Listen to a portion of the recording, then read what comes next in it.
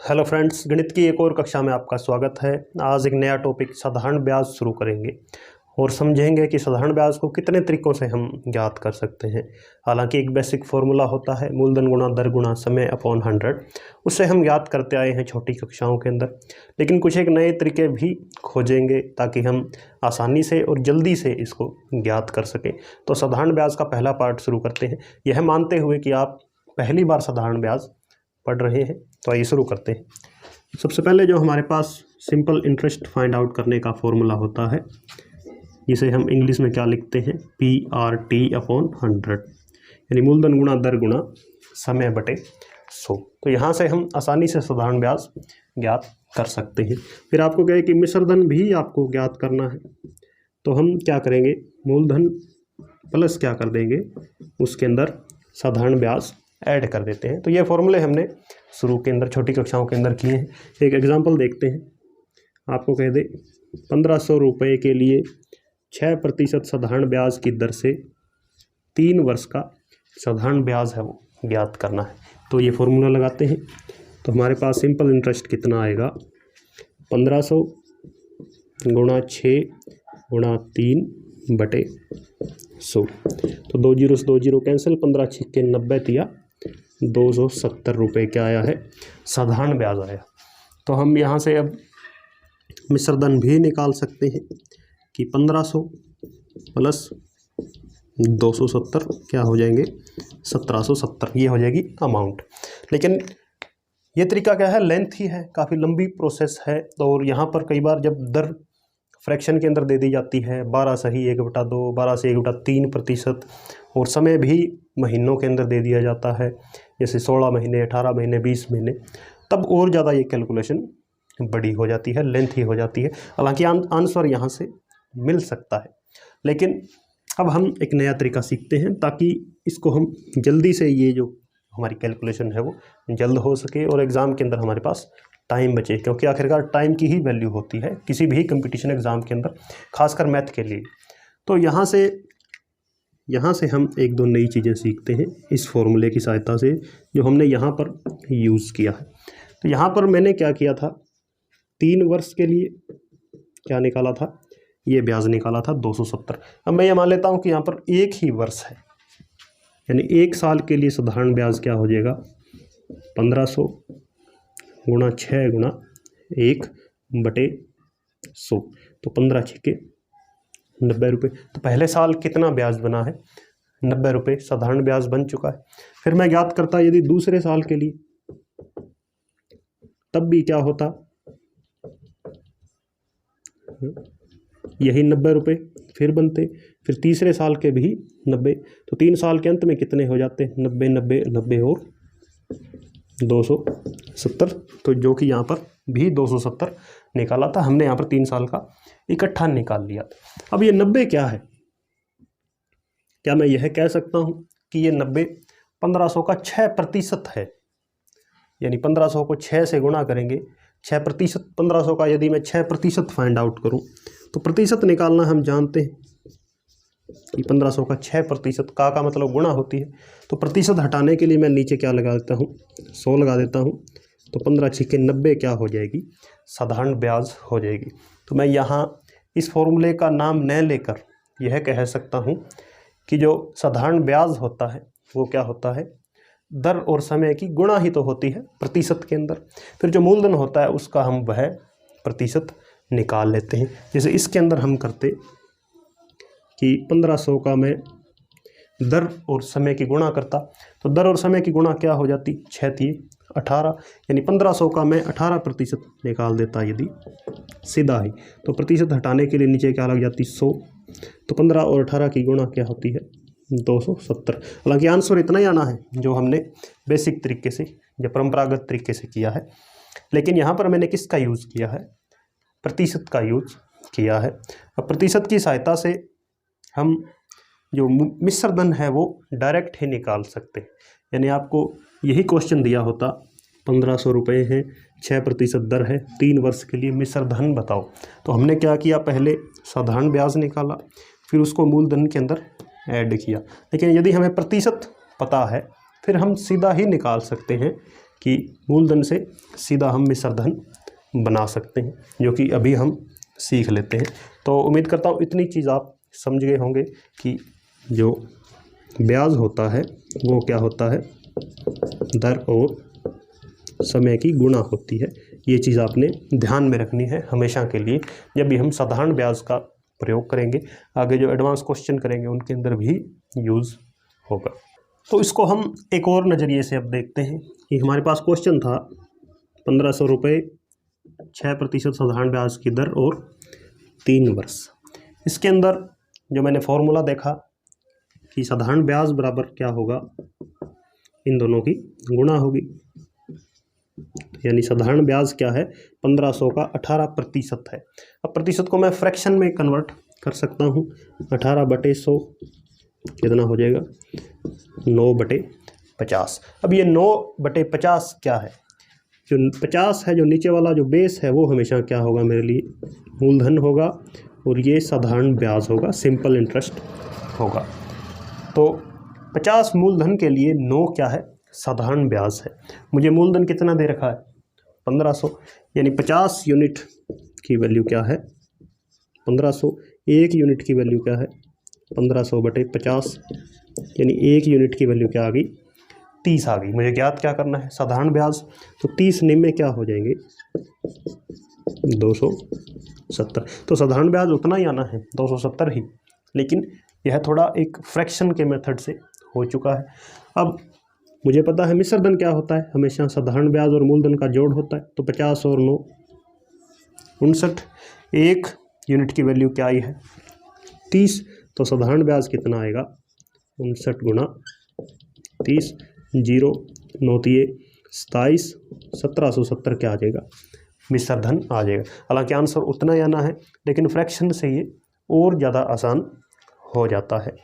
इसके अंदर हम अब प्रतिशत का यूज़ और देखते हैं। फ्रैक्शन यहीं पर है, और ये इतनी चीज़ आप समझ गए होंगे कि जो भी फ्रैक्शन बनती है किसी भी प्रतिशत की, उसके अंदर नीचे वाला हमेशा क्या होगा, मूलधन होगा, ऊपर वाला क्या होगा, ब्याज, और इन दोनों का जोड़ क्या हो जाएगा, मिश्र धन हो जाएगा। तो फिर आपको जो भी वैल्यू दी है, जो भी ज्ञात करनी है, पूछनी है, वो निकाल सकते हैं। क्वेश्चन देखेंगे तब और अच्छे से समझ में आएगा। जैसे आपको यही स्टेटमेंट दी है, 1500 रुपये 6% ब्याज की दर और 3 है समय। तो ये तो होता है मूलधन, इन दोनों की गुणा 18%, ये होती है साधारण ब्याज। तो मूलधन है जो हमारी मूल राशि है, प्रिंसिपल है, वो हमेशा क्या होती है, 100% होती है। ये ध्यान में रखना है। तो ये 100% और ये क्या है, 18%। हमें ज्ञात क्या करना है, अमाउंट क्या होता है, इसका और इसका प्लस होता है, यानी अमाउंट क्या हो जाएगा, 118%। अब 100% की वैल्यू हमें दे रखी है, कितनी है, 1500। ज्ञात किसकी करनी है, 118% की। तो या तो आप सीधा फॉर्मूला आप याद रख सकते हैं कि 1500 बटे हमेशा क्या करना होगा, 100, और जो ज्ञात करना है उसकी करनी होगी गुणा।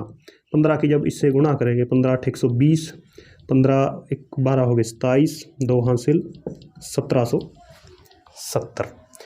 या हम यहाँ से ऐसे भी देख सकते हैं कि 100% की वैल्यू है 1500, 1% की वैल्यू हो जाएगी 1500 बटे 100, और ज्ञात करनी है 118% की वैल्यू।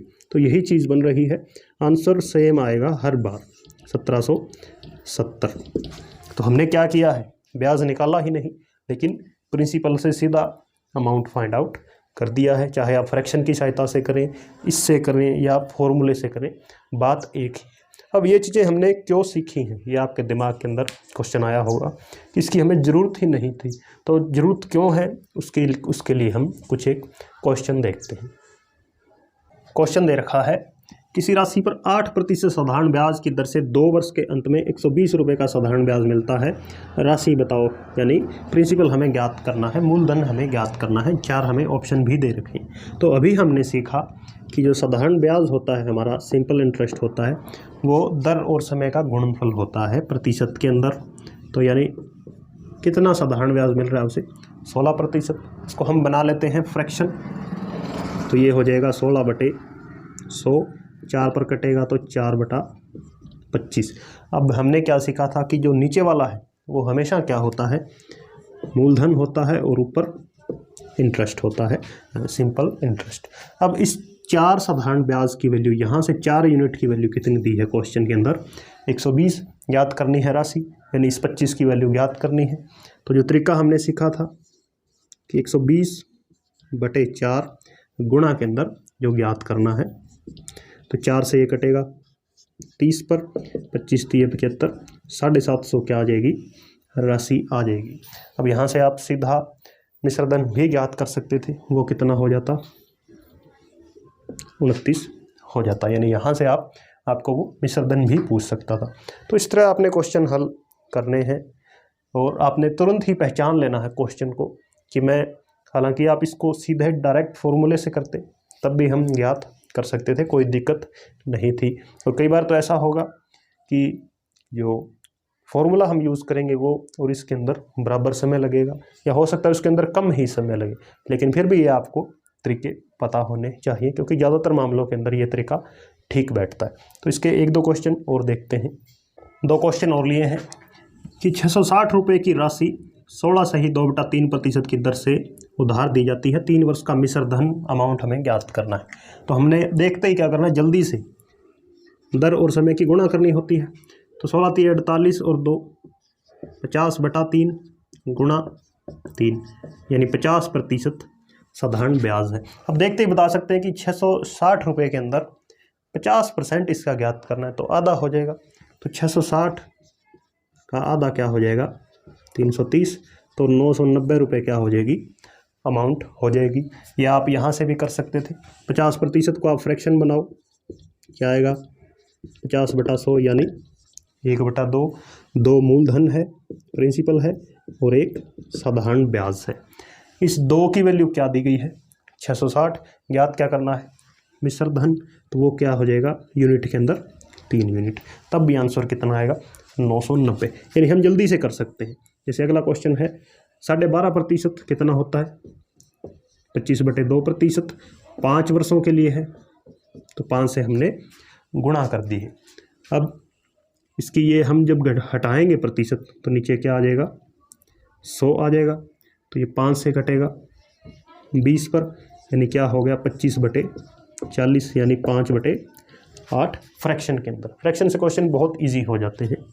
तो ये है हमारा मूलधन और ये 5 है ब्याज, टोटल 13 क्या है, मिश्रधन है, और मिश्रधन हमें दे भी रखा है, यानी 13 की वैल्यू क्या है, 3952 है, ज्ञात करनी है इस 8 की वैल्यू। तो हमारा तरीका क्या होता था, जो दे रखा था वो डिवाइड में ले आते थे 13, और जो ज्ञात करना है उससे मल्टीप्लाई। आप यूनिटरी मेथड भी अप्लाई कर सकते थे। तो 13 से कटेगा, 13 3 39, 304, 8 से गुणा करेंगे तो 8 3 24 और 8 चौके 32, ये क्या हो जाएगी, राशि हो जाएगी, प्रिंसिपल हो जाएगा। 1-2 क्वेश्चन और लेते हैं। नेक्स्ट है 1500 रुपये की राशि साधारण ब्याज की किस दर से 3 वर्ष में 180 रुपये का ब्याज प्राप्त करेगी, यानी दर ज्ञात करनी है अब की बार। तो क्वेश्चन थोड़ा सा बदला है, लेकिन हम तरीके नहीं बदलेंगे, तरीके वही लगाएंगे। तो 1500 रुपये तो हमारा प्रिंसिपल है और ब्याज दे रखा है 180 रुपये, यानी सिंपल इंटरेस्ट है 180, टाइम दे रखा है 3 साल के लिए। तो हम जानते हैं कि जो हमारा साधारण ब्याज होता है ये क्या होता है, दर और समय का गुणनफल होता है। तो दर तो हमें ज्ञात करनी है, समय 3 वर्ष दे रखा है। तो यह जो निकलता था ये किस में निकलता था, दर और समय का गुणनफल प्रतिशत के अंदर। तो हम यह निकाल दें यदि कि ये जो साधारण ब्याज आया है ये इस मूलधन का कितना प्रतिशत है, तो हमारे लिए क्वेश्चन बहुत इजी हो जाएगा। तो आइए इसको चेक करते हैं कि ये 180 1500 का कितना प्रतिशत है। तो 180/1500 गुणा 100, 2 जीरो से 2 जीरो कैंसिल, यानी 12%, यानी 1500 का 12% क्या है, 180 है। तो ये 12% क्या होता था, यानी जो ये क्या है, दर और समय का गुणनफल ही तो है। तो समय तो दे रखा है 3 वर्ष, तो किससे गुणा करें कि 12 बन जाए, तो 4 से। तो 4% क्या हो जाएगी, ब्याज की दर हो जाएगी। इसको आप फॉर्मूले से भी कर सकते थे, फॉर्मूले आप खुद जनरेट कर सकते हैं। नेक्स्ट है 2700 रुपये की राशि 20% साधारण ब्याज की दर से 4500 रुपये हो जाती है। समय बताओ, यानी यहाँ दर ज्ञात करनी थी, यहाँ समय ज्ञात करना, इतना फ़र्क। और क्या फ़र्क था, उसके अंदर साधारण ब्याज दे रखा था, इसके अंदर ब्याज नहीं दिया है। तो पहले हम ब्याज ज्ञात कर लेते हैं। ब्याज क्या होता है, मिश्रधन में से हम मूलधन माइनस कर देते हैं। तो 4500 में से जब मैं 2700 माइनस करूँगा तो मेरे पास साधारण ब्याज कितना आएगा, 1800 रुपये। अब यही ज्ञात कर दें यदि कि ये 1800 इस 2700 का कितना प्रतिशत है, तो जो प्रतिशत आएगा वही क्या होगा, इस दर और समय का गुणनफल होगा। तो यानी 1800 बटे 2700 गुणा 100, 2 जीरो 2 जीरो कैंसिल, 9 से काटें यदि तो ये होगा 9 दूने 18, 200 बटे 3, यानी 200 बटे 3% वैल्यू मेरे पास आ चुकी है। यानी ये जो ब्याज है वो 2700 का 200 बटा 3% है। तो यही तो वो क्या है हमारा, इसका दर और समय का गुणनफल है। यानी 200 बटे 3 के अंदर यदि मैं दर का भाग दे दूं तो वो मेरे पास क्या आएगा, टाइम आएगा। यानी टाइम मल्टी रेट, यही तो होता है। तो 20 से इसको काटेंगे 10, यानी 10 बटे 3 वर्ष, या 3 सही 1 बटा 3 साल के बाद यही 2700 रुपये इस दर से 4500 हो जाएंगे, 1800 ब्याज बना देंगे। तो आज हमने कुछ एक बेसिक क्वेश्चन किए हैं, बिल्कुल बेसिक से हमने सीखा है साधारण ब्याज किस तरह कार्य करता है, और इसके अंदर सभी टाइप के क्वेश्चन हमने हल कर लिए हैं। कि आपको कहीं पर मूलधन दे रखा होगा तो समय ज्ञात करना है, या ब्याज ज्ञात करना है, दर ज्ञात करनी है, मिश्रधन ज्ञात करना है। तरीके भी हमने तीनों तरीके सीख लिए हैं कि कहीं पर आप प्रतिशत निकाल सकते हैं, कहीं पर आप फ्रैक्शन मेथड यूज़ कर सकते हैं, आप खुद फॉर्मूले भी यूज़ कर सकते हैं। ये चीज़ें अगर आपके समझ में नहीं आई हैं तो आप फॉर्मूलों से भी निकाल सकते हैं, तब भी आंसर तो इतना ही आना है। तो ये हमारा आज का पहला पार्ट जो बिल्कुल बेसिक था। धन्यवाद।